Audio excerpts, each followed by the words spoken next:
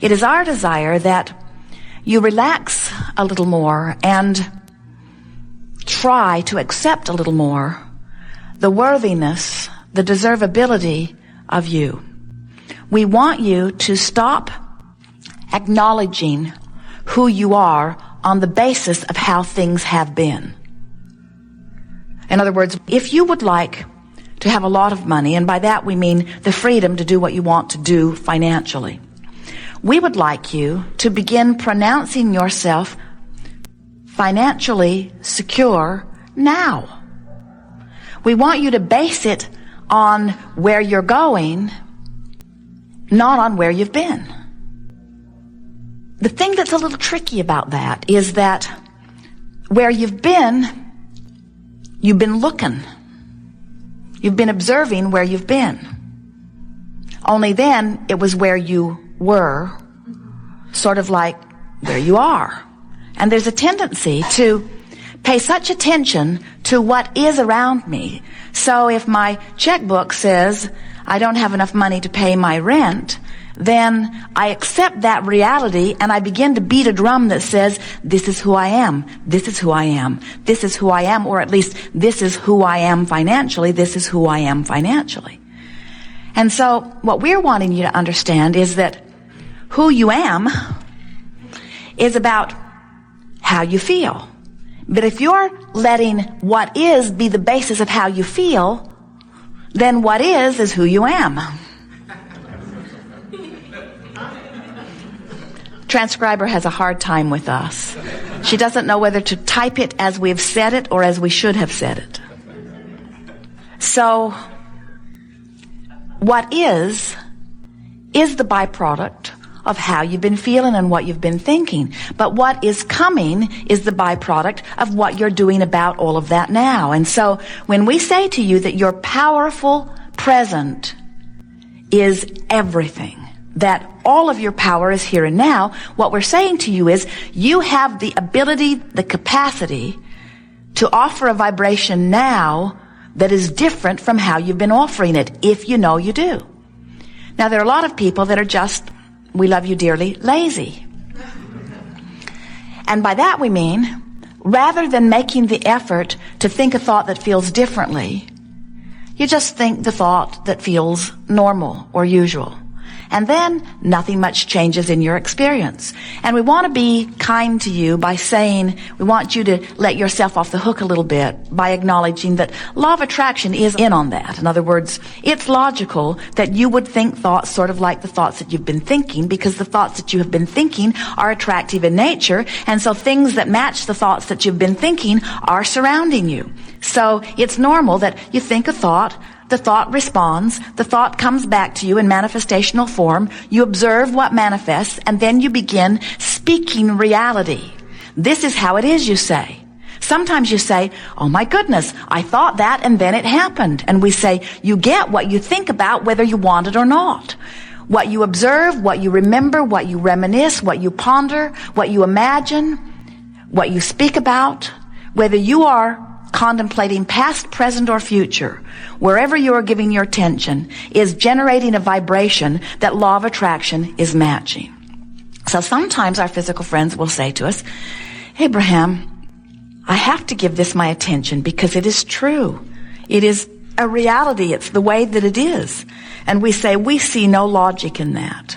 But as physical humans, you really are caught up in the idea of your physicalness, your physicality. This stuff that's manifesting around you feels like the main event to you. We know it does. And so when something is manifested, you say, well, there it is. Let's document it historically. Let's make it a statistic, and let's talk about it never-endedly, and let's build monuments about it, and let's make sure that our children and their children and their children who had nothing to do with this event, who weren't part of it in any way, let's make sure that they never, ever, ever, ever, ever, ever, ever, ever, ever forget. Let's keep it active in their vibration. And we say, let's not. Why take something that was not enjoyed by those who lived it and continue to carry it forward into generation after generation. When you understand vibration, you don't do that. When you understand vibration, you look in your now for things that make you feel good when you see them, because you understand that when you look at something in your now that pleases you, you activate it and you're going to get more of it. When you understand the power of vibration and you're looking in your past, you don't look for the whole collage. You don't look for the big picture. You don't look for every single event. You don't try to present a balanced view. You look into your past for those things that you love the very most, and as you focus upon them, they keep repeating themselves into your now and into your future, but you don't replicate the stuff you don't want. You're too smart for that. Why drag around stuff you do not want? Because it is some reality. That's like saying, I see that person focused upon that terrible thing that he did not want long enough that he created it in his reality. And because he created it in his reality, I think I should do that too. And we say, why would you do that? We know the answer. The only reason that anyone would do that is because you don't know what you're doing. You would never do it on purpose. You would never say, oh, my friend has cancer. Let me see if I can figure out how to get some too. You would never say, oh, my friend is in a terrible relationship. Let me talk to her every day until she brings me to the place of feeling like she feels so that I can recreate that misery in my own experience. You don't say that. What you say is, I need to be there for her. And we say, what you really want to do is go with the flow. You want to go with the flow of well-being. You don't want to get out of step just because somebody else got out of sync with well-being, you see. So how do you know when you're in the flow of well-being, and how do you know when you're stepping out of it a little bit? Or how do you know when you're hindering it or disallowing it? You can tell by the way you feel. You have this emotional guidance system that is so accurate, so sophisticated, so loving of you, so helpful. Jerry and Esther have a sort of guidance system, not nearly as wonderful as the one all of you are born with, in their vehicles. It is called Magellan. And Magellan calculates the route and gives them verbal and visual description of how to get from where they are to where they want to be. They just program in the address, and then Magellan talks to them. Go this way, go this way. Magellan never, ever, ever, ever has said to them, where have you been? Because it is irrelevant to the task at hand. The task at hand is, where are you in relationship to where you want to be? That's all that matters. And your own guidance system is the same way. Magellan never says to Jerry and Esther, you asked me, I told you, you didn't listen, now I'm done with you.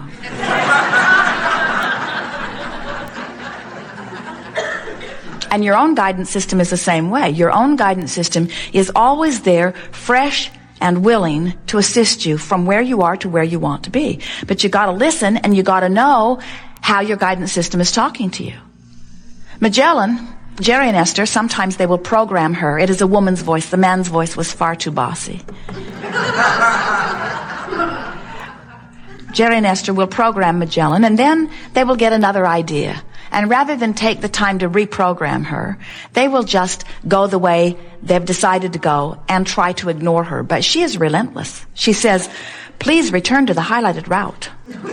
Please return to the highlighted route. She does not raise her voice. She does not get louder, but she continues to say, please return to the highlighted route. Please return to the highlighted route. Please return to the highlighted route. You said you wanted to go there. You are not going in the way that I recommend. Please return to the way I recommend. Please return to the way I recommend. Jerry will say, shut that broad up. If they continue to ignore her, eventually she will conclude that you're serious about your new divergence. And she will say, recalculating route. This is the point where your mother would say, you asked me, I told you, now don't ask me anymore. But Magellan says, given your new location and keeping in mind your determination to still get to where you want to be, this is what I now suggest. And your own guidance system is the same way. Always responding to where you are now and always leading you to the path of least resistance to that which you are seeking. Path of least resistance and path of most allowance are the same path. In other words, this is the best route for now. Well, how do you know if you're on your path? How can you tell? Magellan, it's obvious. She speaks right up. But many of you do not know that you have a Magellan or an Abraham in your ear, and so how do you know? And we say, you can tell by the way you feel. When you are on your path, it feels like ease. It feels like joy. It feels like adventure. It feels like exhilaration. It feels interesting. It feels exciting. It feels soothing. When you're off your path, it feels irritating. It feels aggravating. It feels overwhelming. It feels frustrating. It feels fearful. It feels angry. It feels suffocating. In other words, you can tell when you are on your path and when you are not. Now, we want to give you something here that many of you may not be aware of. We want you to know that this is not a straight and narrow path. This is a wide and yielding, friendly, moving about, delicious path. There are so many paths that you could take to where you want to go. And there's not only one enjoyable path either. There are so many paths of excitement and adventure. In fact, some of you so much like adventure and excitement, you so much want to be alive that you don't even want the shortest path. You don't even want the easiest path. You want the most exhilarating path. You want the most adventurous path. That's why you cannot guide one another about your paths. That's why nobody can write a book, not even a book called Bible. No one can write a book. No one can write a process. No one can tell you the way to go. You have your own internal guidance system that is taking into consideration who you are, who you were before you were born, who you are as non-physical energy, who you are in this physical body, who you are in relationship to your environment, who you are in relationship to all things you want. Your guidance system knows who you are and adores you, and is lovingly saying to you, given everything I know about you, which is everything, given everything I know about you, if I were standing in your physical shoes, I would go this way. Why don't you try it and see how it feels? So, if you will make a decision to follow what feels good, you will be on your path, and it will be an extraordinary path. It will fulfill you in every possible way. We want you to understand that your path is not about this path that leads you to some place you want to be. It does do that, but that's not what the path is about. The path is about how fun it is to be on the path, how fun it is to be on the path, how fun it is to be on the path. In other words, you never get there, because as soon as you get to where you thought you were headed, even before you get to where you thought you were headed, the path lengthens, it expands. You never get there. Jerry and Esther were in Maui a few years ago. They've been there many times since, but on this particular occasion, they were on their way to Mama's restaurant, a fabulous restaurant on the other side of the island. And off they went. They knew where they were going. They'd been there before. And in the sky was the most incredible rainbow they had ever seen. So vivid in color. And Jerry said, Mama's is over there somewhere near the end of that rainbow. As they followed the rainbow, it continued to move along with them. It continued to move, it continued to move, it continued to move, it continued to move. It led them right to the road that turned off to Mama's restaurant. And then the rainbow dipped right into the ocean, right at the spot. And Jerry said, well, look at that. The rainbow has led us to Mama's. But when they got to Mama's, the rainbow led them someplace else. In other words, this rainbow is like your eternally expanding path.